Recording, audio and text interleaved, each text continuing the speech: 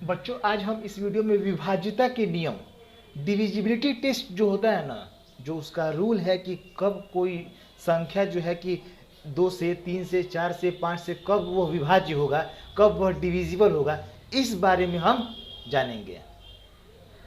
तो सबसे पहले जो संख्या है 2 से, क्योंकि 1 तो है, 1 से तो हर एक संख्या 1 से डिविजिबल हो जाता है। हम शुरू करेंगे 2 से कि कब कोई संख्या 2 से डिविजिबल होगा, हमको कैसे पता चलेगा।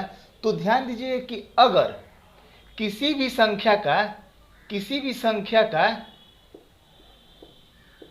इकाई अंक जो होगा, अगर जो इकाई अंक होगा ना, अगर वह 0, 2, 4, 6, 8 हो, इकाई अंक का मतलब हो गया यूनिट डिजिट।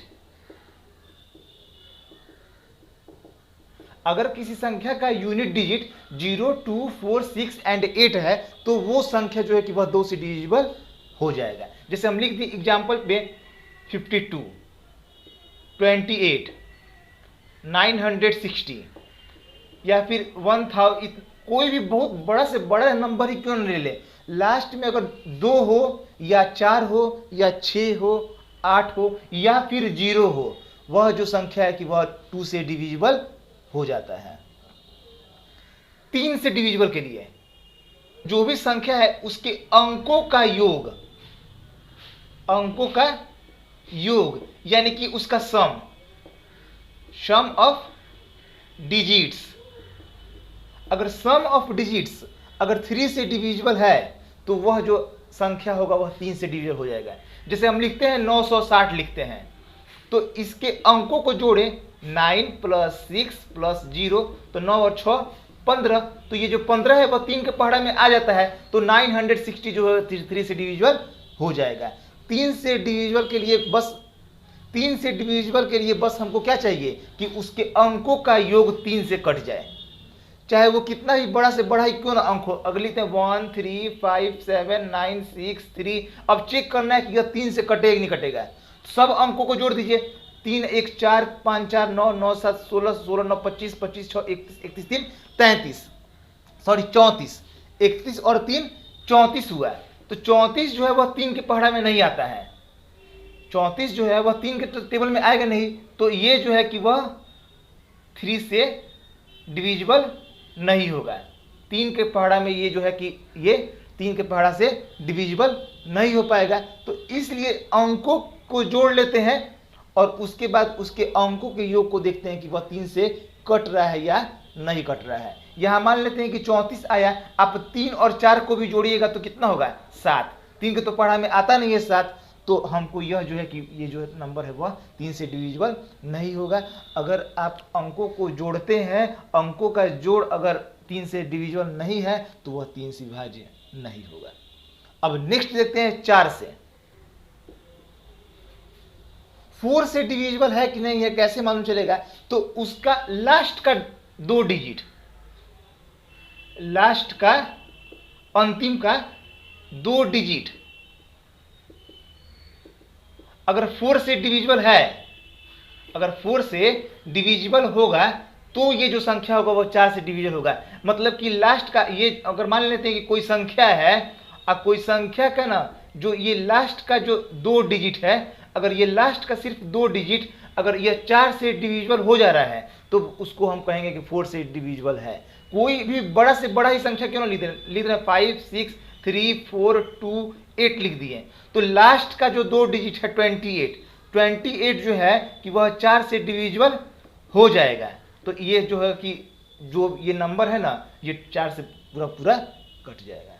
अगर हम लिखते हैं जैसे मान लेते हैं कि 100, तो लास्ट का 2 डिजिट क्या है 0, डबल 0 है, तो डबल 0 जो है कि उसमें भी हम 4 से जब हम भाग करेंगे तो 0 ही आएगा, तो ये भी 4 से डिविजिबल हो जाएगा। 150 लिखते हैं तो इसका जो लास्ट का 2 डिजिट है 50 को अगर हम 4 से भाग करें ना तो 50 जो है वह पूरा नहीं कटेगा 4 से, तो इसका मतलब कि 150 भी 4 से डिविजिबल नहीं होगा। अब 5 का देखते हैं। कोई संख्या 5 से डिविजिबल है कि नहीं है उसके लिए सबसे आसान तरीका है कि लास्ट का अगर डिजिट 0 या फिर 5 हो, जो यूनिट डिजिट होता है, जो उसका लास्ट का जो इकाई अंक हो, जो उसका इकाई अंक होगा ना, अगर वह इकाई अंक अगर 0 है या फिर 5 है, तो वह जो संख्या है वह 5 से कट ही जाएगा, एकदम कटना ही कटना है उसको। अगर लिख दिए 5000 लिख दिए तो लास्ट का क्या है 0 है, तो लास्ट में 0 रहता है, 5 से कट जाएगा। अगर लिखते हैं 1005 लिख दिए, लास्ट में कितना है 5, तो ये भी 5 से कट जाएगा। लास्ट में 0 हो या फिर लास्ट में 5 हो, वो 5 से डिविजिबल हो जाएगा। अब देखते हैं 6 का।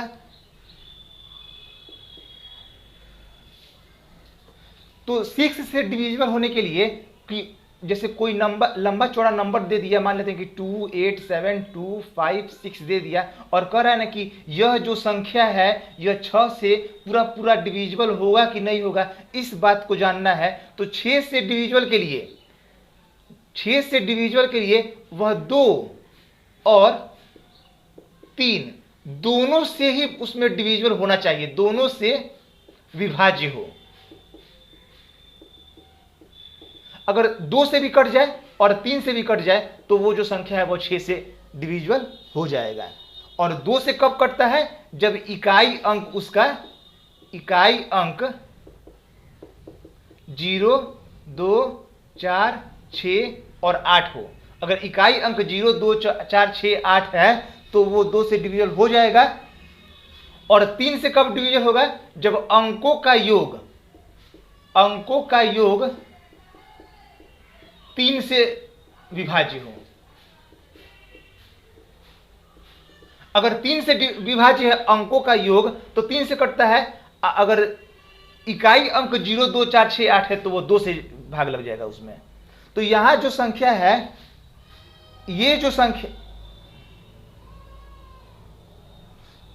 संख्या है, देखते हैं कि ये 2 से पूरा पूरा कटेगा नहीं कटेगा। तो लास्ट में क्या है 6, तो जब लास्ट में 6 है तो 2 से डिविजिबल हो जाएगा। अब यह जो संख्या है वह 3 से विभाज्य होगा। 2 8 2 10 10 7 17 19 5 24 6 30, तो 3 से भी ये डिविजिबल है। अंकों का योग अगर 30 आ रहा है तो इसका मतलब कि वह 3 के टेबल में है, और जब 3 के टेबल में है तो ये 3 से भी विभाज्य होगा।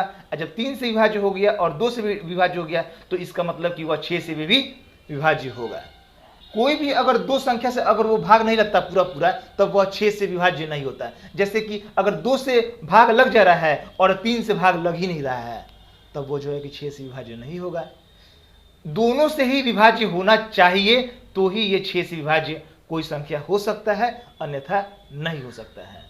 7 से विभाज्यता के लिए ध्यान दीजिएगा, जो इकाई का अंक होता है उसको दुगुना करके और बाकी के अंकों के साथ उसको ना, जो संख्या बच गया रहता है उसके साथ घटा के और देखते जाते हैं कि वह 7 से पूरा पूरा कट रहा है कि नहीं कट रहा है।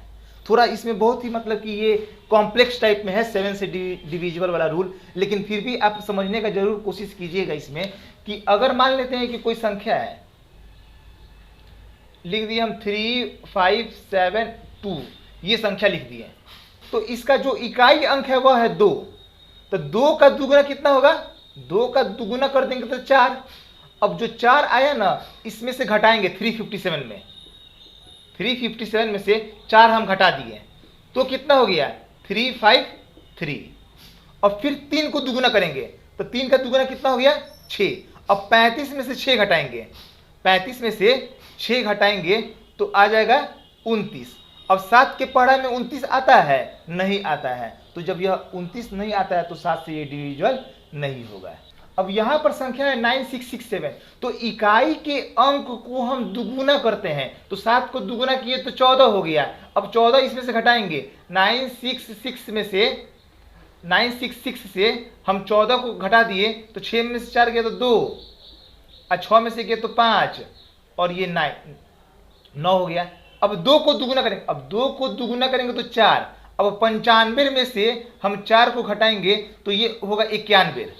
फिर एक को जो इकाई अंक होता है उसी का हम दुगुना करते हैं, तो 1 को दुगुना कर देते 2 एक को दुगुना कर देंगे तो 2 हो गया। अब 9 में से 2 घट गया तो कितना आ गया 7, और 7 जो है वह 7 से डिविजिबल है, तो इसलिए 9667 भी क्या होगा 7 से पूरा पूरा डिविजिबल हो जाएगा। एक बार और समझ लीजिए कि जो भी संख्या रहता है और चेक करना होता है कि यह 7 से पूरा पूरा डिविजन होगा कि नहीं होगा, तो उसको दुगुना कर देते हैं, इकाई अंक को दुगुना कर देते हैं। तो 7 को दुगुना कर दिए तो 14, बाकी अब जो बच गया 966, इसमें से 14 घटा देंगे तो 952 आ गया। अब फिर इकाई अंक जो है 2, तो 2 को दुगुना किए तो 4, अब 4 घटाएंगे 95 में से, अब 2 से कोई मतलब नहीं है, 95 में से घटा दिए तो 91 रह गया। अब 1 को दुगुना करेंगे तो 2 होगा, डबल कर दिए 2 हो गया। अब 9 में से 2 घटाएंगे तो 7। जिस अंक को हम दुगुना कर रहे हैं ना, अब उससे हमको कोई मतलब नहीं है, दुगुना बस करेंगे और बाकी के संख्या से उसको सब्ट्रैक्ट करेंगे। तो ये 7 का डिविजिबल का रूल था। अब देखते हैं 8 का। जिस तरह 4 का डिविजिबल का रूल था कि लास्ट का 2 अंक जो है कि वह 4 से कटना चाहिए तो 4 से कट जाएगा, वैसे ही 8 के लिए भी है कि 8 के लिए ना अंतिम का जो लास्ट का 3 अंक, जो है ना वह 8 से डिविजिबल होना चाहिए। हम कोई भी नंबर लिख दे 5, 6, 3, 8, 4 कुछ भी लिख दे, लास्ट का जो 3 अंक है उसको हमको 8 से डिविजन करना होगा। जब इसमें हम 8 से पूरा पूरा भाग लगाएंगे 384 में, तो 8 से जब हम भाग लगाएंगे 384 में तो 8 चौके 32, यहाँ पर हो जाएगा 6 और ये 8 टाइम 64, तो पूरा पूरा कट गया ना। जब 8 से ये पूरा पूरा डिविजिबल हो गया तो ये टोटल संख्या जो रहता है वह 8 से डिविजिबल हो जाएगा। 8 से डिविजिबल के लिए 8 से भाग लगेगा कि नहीं लगेगा, पूरा पूरा कटेगा कि नहीं कटेगा, तो उसको जांचने के लिए अंतिम के 3 अंक को हमको 8 से डिविजिबल करना होता है। लिख दिए 375300, तो लास्ट का 3 अंक क्या है 0। इसमें जब हम भाग लगाएंगे 8 से तो ये पूरा पूरा डिविजिबल हो जाएगा। इसका मतलब कि ये जो संख्या है वह 8 से पूरा पूरा कट जाएगा। तो लास्ट के 3 अंक को हम 8 से भाग करके इसके विभाज्यता को हम जांचते हैं। कोई संख्या 9 से पूरा पूरा कट रहा है कि नहीं कट रहा है, तो इसको हम जस्ट लाइक जैसे 3 का जांचते हैं ना, सेम वैसे ही जांचना है हमको 9 का। इसमें भी अंकों का योग 9 से विभाज्य होना चाहिए। अगर अंकों को योग को जोड़ते हैं 7, 3, 2, 8, 5, 6, 4 कुछ भी लिखते हैं, ये सब जो भी हम नंबर लिख दिए इस सब को जोड़ दिए, 7, 3, 10, 10, 2, 12, 12, 8, 20, 5, 25, 25, 4, 29। तो 29 जो है कि यह 9 से कटेगा नहीं कटेगा, तो इसलिए यह जो संख्या है वह 9 से पूरा पूरा डिविजिबल नहीं होगा। अंकों को जोड़ते हैं और 9 से विभाज्यता को हम जांच करते हैं। जैसे 3, 5, इसको जोड़िए 3, 5, 8, एक 9 और 9 और 0 तो 9 हो गया, फिर 9, 9, 18, तो 9 के पहाड़े में आता है 18, तो इसका मतलब कि यह जो संख्या है वह 9 से पूरा पूरा डिविजिबल हो जाएगा। अब देखते हैं 10 का।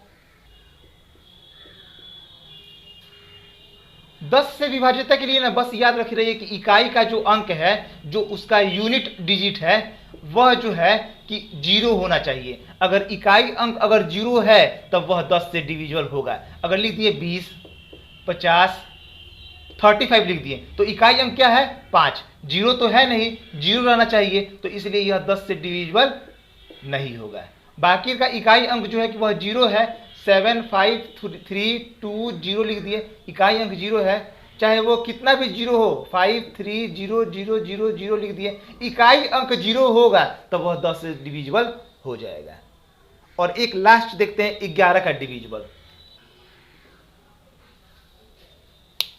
तो 11 से डिविजिबल के लिए ध्यान दीजिएगा कि एक होता है सम संख्या और विषम संख्या, लेकिन एक होता है सम स्थान इवन प्लेस और एक होता है विषम स्थान ऑड प्लेस। सम संख्या और विषम संख्या का बात नहीं हो रहा है, स्थान का बात हो रहा है, प्लेस का बात हो रहा है। अगर हम जैसे लिखते हैं एक संख्या लिखते हैं 7, 5, 3, 2, 8, तो यह है 1 नंबर पर, यह 2 नंबर पर, यह 3 नंबर पर है और ये चौथे स्थान पर है और इसका स्थान जो है वह 5वां है। तो एक स्थान पर जो है यह ऑड हो गया, ऑड प्लेस, इसको कहेंगे हम ऑड प्लेस। 3 है यह ऑड है, 5 क्या है, ऑड है। तो ये सब क्या है, ऑड प्लेस है। और जो 2 है और 4 है यह इवन प्लेस पर है, सम स्थान पर है, इवन प्लेस कहते हैं इसको। तो इसमें क्या है कि सम स्थान और विषम स्थान का अंतर, सम स्थान के योग और विषम संख्या के विषम स्थान का जो योग होता है उस दोनों का अंतर 11 से अगर डिविजिबल हो जाएगा तब वो जो संख्या है कि वह 11 से पूरा पूरा उसमें विभाजिता होगा। जैसे अगर हम एक संख्या लिखते हैं 3, 5, 2, 9, 8, 7, तो इसमें जो है सम स्थान के, जो सम स्थान पर है, सम स्थान के अंकों का योग, तो सम स्थान पर यह है, सम स्थान पर 2 नंबर पर, 4 नंबर पर और 6 नंबर पे, तो सबको जोड़ देंगे 5, 9 और 7, 5, 9, 14, 14, 7, 21। अब विषम का निकालेंगे। अब विषम स्थान, इसमें से सम और विषम संख्या मत खोजने लगिएगा, सम स्थान और विषम स्थान को जोड़ना है। विषम स्थान के अगर अंकों का योग हम निकालते हैं तो ये 3, 2, 3, 2, 8, 8, 2, 10, 3, 13। तो 21 में से अगर हम 13 घटाएंगे तो यहां कितना आएगा, 13, 7, 1, 8 आएगा। इसका जो अंतर है सम स्थान और विषम स्थान के अंकों का योग का जो अंतर है वह 8 आया, जो कि 11 के टेबल में नहीं आएगा। तो ये जो है कि 11 से पूरा पूरा अंक नहीं कटेगा। एक और संख्या देखते हैं, ये जैसे संख्या है एक मान लेते हैं, तो इसका जो सम है इवन प्लेस या फिर पहले ऑड प्लेस का भी निकाल सकते हैं। इवन प्लेस पर कौन कौन है, 2, 2, 3 और फिर 2, 2, 3 और 2, 3, 2, 5, 2, 7। और ऑड प्लेस पे कौन कौन है, 3 है, 3 है और ये 7 है, 3, 3 और 7। जो ऑड प्लेस पे है उसका जो सम निकालते हैं हम विषम स्थान, और ये हो गया सम स्थान। 3, 3, 7 और फिर एक हो गया 5, 7, 5, 12, 13, 14, 15, 15 और 16, 17, 18। तो इसको अगर हम घटाते हैं 18 - 7, तो 18 में से 7 गया तो कितना हो गया, 11। और ये जो 11 होगा वह 11 के डिविजन हो जाएगा, तो इसलिए यह जो संख्या है वह 11 से पूरा पूरा कट जाएगा। तो ध्यान दीजिएगा कि इसमें सिर्फ सम और विषम स्थान के अंकों का अंतर हम निकालते हैं।